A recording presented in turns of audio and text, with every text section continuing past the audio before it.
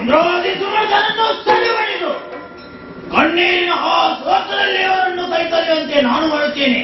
ನಿನ್ನ ಆಜ್ಞೆ ಹೊಂದಿದ್ದರೆ ಸಾಕು, ಸ್ವರ್ಗಕ್ಕೆ ಇನ್ಯಾರಿಲ್ಲವೆಂದು ಲೋಕವು ಸತ್ಯದಾರಿಸುತ್ತೇನೆ.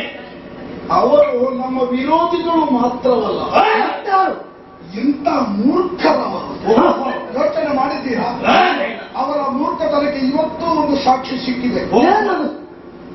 ನಾವು ಯಾವುದೇ ಒಂದು ಮಹತ್ತರವಾದಂತಹ ಕಾರ್ಯಕ್ರಮವನ್ನು ಮಾಡುತ್ತಿದ್ರೆ ಅವ್ರು ಏನ್ ಮಾಡಬೇಕು? ಸಹಕಾರ ಮಾಡಬೇಕು. ಮಳೆ ಸುರಿಸುವುದು ಪಾಪಿ ಮಕ್ಕಳು. ಈ ಸಂದರ್ಭದಲ್ಲಿ ಮಳೆ ಬರುವ ಹೊತ್ತ ಇದು. ನಮಗೆ ಅನ್ಯಾಯ ಮಾಡಬೇಕಂತಲೇ ಅವರು ಬಯಸುವುದು. ಇನ್ನು ಹವಿಸ್ಸು ಕೊಡಬಾರ್ದವ್ರಿಗೆ. ಹೌದು, ಹವಿಸ್ಸಿನ ಮೂಲಕ ಅವರು ಉಂಡು ಕೊಪ್ಪಿ ಭೂಲೋಕದವರ ಸಮಸ್ಯೆ ಅಂತ ತಿಳಿಯದೆ ಅಕಾಲದಲ್ಲಿ ಮಳೆ ಸುರಿಸಿ ಇಲ್ಲದ ಬರಗಾಲವನ್ನು ಆಪತ್ಕಾಲವನ್ನು ತರುವಂತಹ ದೇವತೆಗಳ ಬಗ್ಗೆ ನೀನು ಪ್ರಶ್ನಿಸ್ತೀಯ? ನಾನು ಪ್ರಶ್ನಿಸುತ್ತೇನೆ. ಪ್ರಶ್ನೆ ಮಾತ್ರ ಅಲ್ಲ, ಸಮಸ್ಯೆಗೆ ಕಾರಣಕರ್ತರವರು ಅಂತ ಹೇಳಿ ಅವರಿಂದ ನಷ್ಟದ ಪರಿಹಾರವನ್ನು ಕೇಳಬೇಕು. ಪರಿಹಾರವನ್ನು ಕೇಳೋದಲ್ಲ, ಪರಿಹಾರವನ್ನು ತೆಗೆದುಕೊಳ್ತೇನೆ. ಯಾರು ನೀನು ಒಬ್ಬನೇ? ಅಲ್ಲ, ನಾವು ನಾನು ಕೂಡ ಇದ್ದೇನೆ.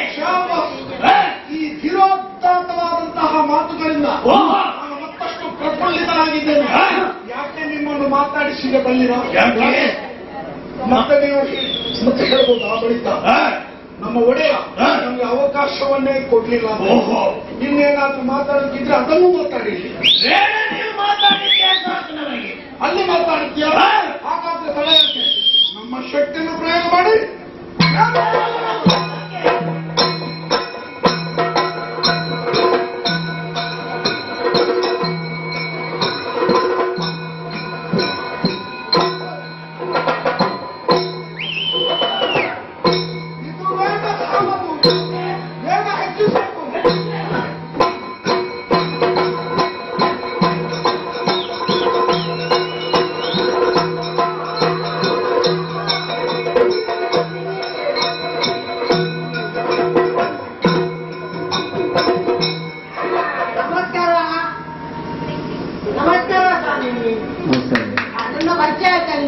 ಇಲ್ಲ ತಾವು ಈ ಸ್ವರ್ಗಲೋಕದ ಪರವಾಗಿದ್ದಾರೆ.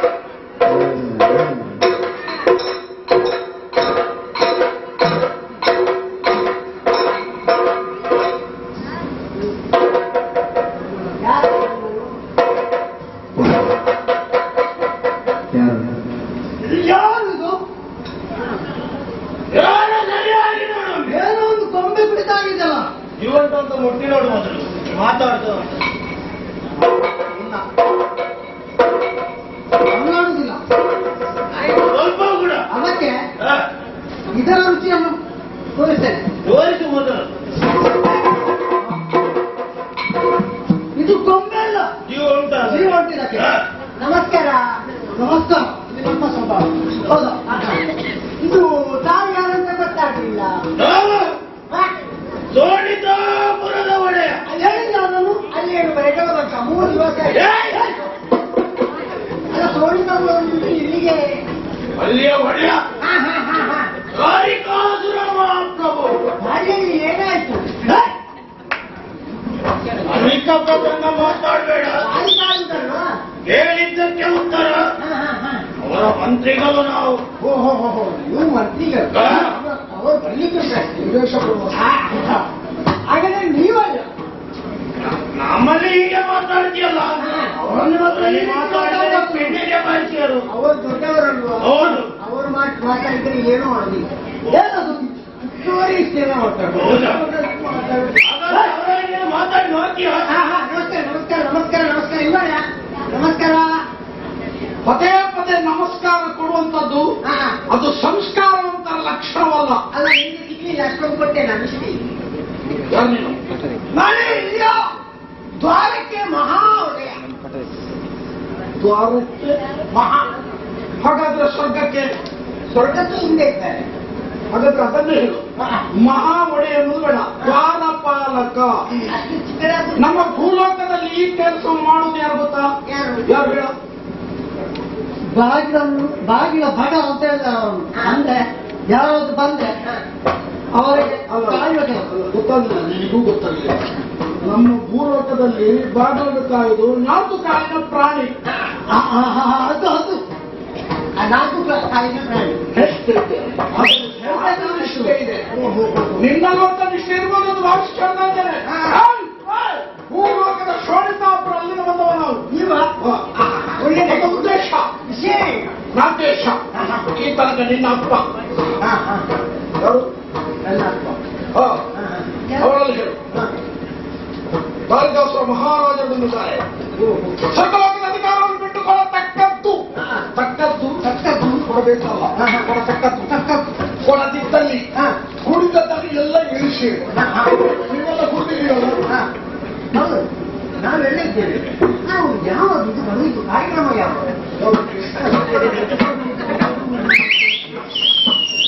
ನೀನು ಬೇರೊಂದು ಕಾರ್ಯಕ್ರಮ ಇಲ್ಲ, ಅದು ಸ್ವಾಧೀನಪಡಿಸಿಕೊಂಡ ಬಳಿಕ ನನ್ನದಾದಂತಹ ವಿಜಯೋತ್ಸವ ಹಾಗೂ ಪದಗ್ರಹಣ ಜೊತೆಯಲ್ಲಿ. ಹೌದಾ ಸ್ವಾಮಿ, ನೀವು ಬಂದಂತೆ ಈ ಸ್ವರ್ಗಲೋಕ ಬೇಕು ಅಂತಲ್ವಾ? ಈ ಸ್ವರ್ಗಲೋಕ ನಾವು ಕೊಡುತ್ತಿಲ್ಲ. ಕಮಲದ ಮೇಲೆ ಯಾರು ಕೂತ್ಕೊಳ್ತಾರೋ ಅವರಿಗೆ ಮಾತ್ರ ನಮ್ಮ ಸ್ವರ್ಗಲೋಕ. ಯಾರು ನಿನ್ನ ಕಮಲ? ನಿನ್ನ ಅತ್ತೆ ಯಾರು? ದೇವೇಂದ್ರ, ವಿಷ್ಣು, ಅವರಿಗೆ ಮಾತ್ರ ನಮ್ಮ ಸ್ವರ್ಗಲೋಕ. ನಿನ್ನ ತಲೆ ಸೇರಿಲ್ಲ. ವಿಷ್ಣು ಕಮಲದ ಮೇಲೆ ಕೂತ್ಕೊಳ್ತೇನೆ, ಬ್ರಹ್ಮದೇವ ಅಂತ ಹೇಳು, ಒಪ್ಪಿಕೊಳ್ತೇನೆ. ಹಾಗಾದ್ರೆ ಯಾರು?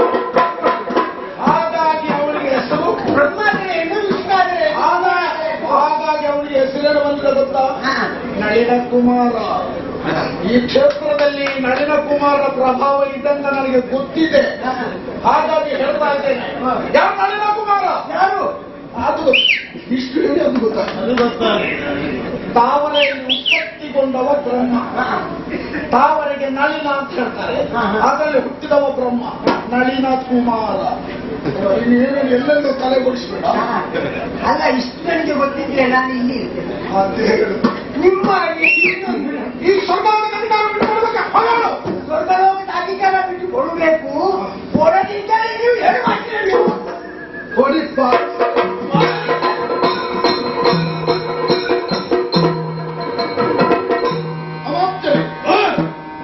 ಬಾಗಿಲ ಭಟನೆ ಇಷ್ಟೊಂದು ಅಹಂಕಾರ ಭರಿತನಾಗಿದ್ದಾನೆ. ಇದು ಮೇಲ್ಮಟ್ಟದ ಅಧಿಕಾರದಲ್ಲಿ ಉಳ್ಳವರಿಗೆ ಅಹಂಕಾರ ಸ್ವಾಭಾವಿಕ. ನಾವು ನಮ್ಮದಾದಂತಹ ಪ್ರಭುತ್ವವನ್ನು ಸ್ಥಾಪನೆ ಮಾಡುವಂತಹ ಉದ್ದೇಶದಿಂದ ಬಂದವರಾದ್ದರಿಂದ ನಿರೀಕ್ಷೆ ಇಟ್ಟುಕೊಳ್ಬೇಕು. ಯಾವ ರೀತಿಯ ಪ್ರತಿಕ್ರಿಯೆಗಳು, ಪ್ರತಿರೋಧಗಳು, ಪ್ರತಿಭಟನೆಗಳು ಬರಬಹುದು ಎಂಬ ಹಾಗೆ ನಿರೀಕ್ಷೆ ಇರಬೇಕು.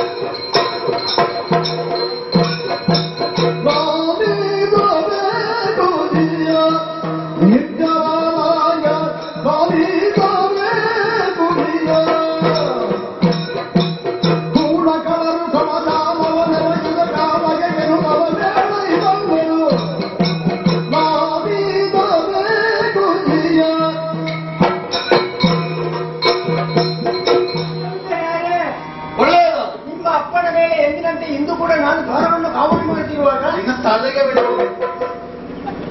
ನೀನು ಅಷ್ಟು ಮುಂದುವರಿದೆಯಲ್ಲ. ನನ್ನ ಅಪ್ಪನ ಹೆಚ್ಚು ಗಡಿ ಬಿಡಿ ಮಾಡಬೇಡ, ಆರೋಗ್ಯಕ್ಕೆ ತೊಂದರೆ ಉಂಟು. ಹೌದಾ? ಬೇರೆ ನಿಮ್ಮ ನಮ್ಮ ಅಪ್ಪನೇ ಮೇಲೆ ಅಪ್ಪನೇ ಮೇಲೆಗೆ ನೀವು ನಮಗೆ ನೇಮ ಕೊಟ್ಟಿರಲ್ವಾ? ನೀನು ಯಾವ ಲೆಕ್ಕ ಕಟ್ಟುವುದು? ಈಗ ಯಾಕೆಂದ್ರೆ ಸ್ವಲ್ಪ ಮೇಲೆ ನೋಡುವಾಗ ಮೇಲಿನಿಂದ ಏನೋ ತುಗುಡಿ ತುಗುಡಿ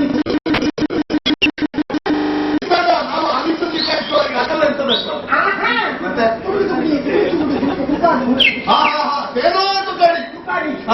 ಯಾವ ತುಕಾಡಿ ಅಂತ ನೋಡುವಾಗ ಸೇನಾ ತುಕಾಡಿ ಒಂದೆರಡಲ್ಲ, ಮತ್ತೆ 1,000 ಅಲ್ಲ, ಮತ್ತೆ 10,000 ಅಲ್ಲ, ಮತ್ತೆ 1 ಲಕ್ಷ ಕಳೆದು ಆಮೇಲೆ 12 ಮಂದಿ. ನಿನಗೆ ಅಶ್ವಿನಿ ದೇವತೆಗಳು ಮದ್ದು ಕೊಡ್ಲಿಲ್ವಾ? ಇಲ್ಲದಿದ್ರೆ ಹೀಗೆ ಆಗುದಿಲ್ಲ. ಹಿಂದೆ ಲಕ್ಷ. ಎಲ್ಲರೂ ಕಡಿಮೆಯಿಂದ ಮೇಲೆ ಹೋಗುದು, ಆಹಾ. ನೀನು ಮೇಲೆ ಹೋಗಿ ಒಮ್ಮೆಲೆ ಕೆಳಗೆ ಹೋಗುದಿಲ್ಲ. ಹಿಂದೆ 12, ಹಾ. ಮುಂದೆ ಲಕ್ಷ. ಮುಂದೆ ನಾಯಕರಾಗಿ ಪ್ರತಿಷ್ಠಿತರಾಗಿ 12 ಮಂದಿ, ಹೌದೌದು. ಅವರ ಹಿಂದೆ ಲಕ್ಷಾಂತರ ಮಂದಿ. ಹಾ. ಆವಾಗ ಬಂದವರು ಯಾರನ್ನ ಕೇಳ್ಬೇಕಲ್ವಾ? ಅದಕ್ಕೆ ಹಿಂದೆ ಬಂದವ ನಿಮ್ಮ ಊರು ಯಾವುದು? ನಿನಗೇನು ಬರಿಗಾಲ ಬಂದಿದೆ?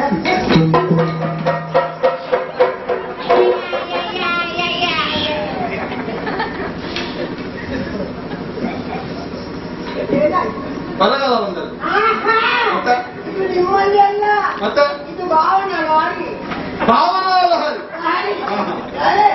ನಿಮ್ಮಲ್ಲಿ ಅಲ್ಲಿಗೆ ಅಲ್ಲಿ ಅವ್ರು ಕೇಳಬೇಕು ಹಾ. ಅವರ ಹತ್ರ. ಹಾ. ಅವಾಗ ನಿಮ್ಮಾಗಿ ಒಂದು ಹೌದಾ? ಎಲ್ಲಿ ಅಲ್ಲಿ? ಅಲ್ಲಿ ನಾನು ವೇತನ ಕೊಡುವ. ತುಂಬಾ ಜಾಸ್ತಿ ಯಾಕಂದ್ರೆ ಆಗಲಿ ಹಾ.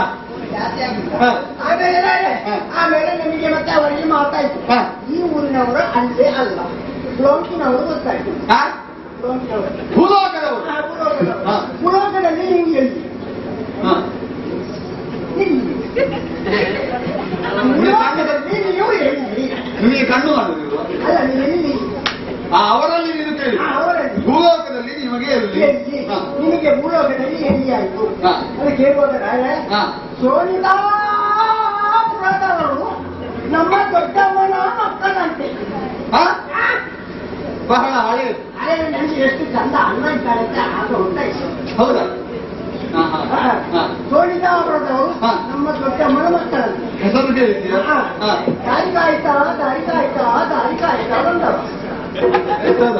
ದಾರಿ ಕಾಯ್ತಾ ದಾರಿ ಕಾಯ್ತಾ ದಾರಿ ಕಾಯ್ತಾ. ಅವನ ಹೆಸರ ದಾರಿಕಾಸುರ. ದಾರಿ ಕಾಯ್ತಾ ಇರಬೇಕು. ಗೊತ್ತಪ್ಪ. ಹಾ. ಮತ್ತೊಬ್ಬ ಹಾ. ಇದ್ದಂಥವ್ರು ಇದ್ದಂತ ಬರ್ತಿದ್ದಾರೆ. ಹಾ. ಒಬ್ಬನಿಗೆ ಮುಖ ಕಾಣುವುದಿಲ್ಲ, ಹಾ. ತುಂಬ ಮೀಸೆ. ಹಾ. ಬೇರೆ ಹಾ. ಬಂದದ್ದು ಯಾಕೆ? ಯಾಕೆ? ಕೇಳ್ಬೇಕಲ್ವಾ? ಕೇಳ್ಬೇಕು. ನಿಮಗೆ ಬಂದದ್ದು ಯಾಕೆ? ಹಾ. ನಿಮಗೆ ಏನಾಗ್ಬೇಕು ಹಾ. ಹೇಳಿ. ಅಲ್ಲಿ ಕೇಳ್ತೀನಿ. ಕೇಳಿದೆ. ಹಾ. ಹೇಳೋದಾದ್ರೆ ಹಾ. ಬೇರೆ ಏನು ಹೇಳಲಿಕ್ಕೆಲ್ಲ. ಹಾ. ನೀವು ಮಸಾಲ ಉಂಟಲ್ಲ, ಹಾ? ಉಂಟಂತ ಮಸಾಲ ಯಾವುದು? ಪೀಠ ಪೀಠ ಸಿಂಹಾಸನ. ಸಿಂಹಾಸನ. ಹಾ. ಈ ಸಿಂಹಾಸನವನ್ನು ಅವರಿಗೆ ಕೊಡುಗೆ ತಕ್ಕಂತೆ ಕೊಡದಿದ್ದರೆ ನೀವು ಯುದ್ಧಕ್ಕೆ ಸಿದ್ಧರಾಗಬೇಕಾಗ್ತದೆ. ಯಾಕೆ ಅರ್ಥಕ್ಕೆ ಆಗುದಿಲ್ಲ? ಯುದ್ಧಕ್ಕೆ ಹಾ. ನೀನೇ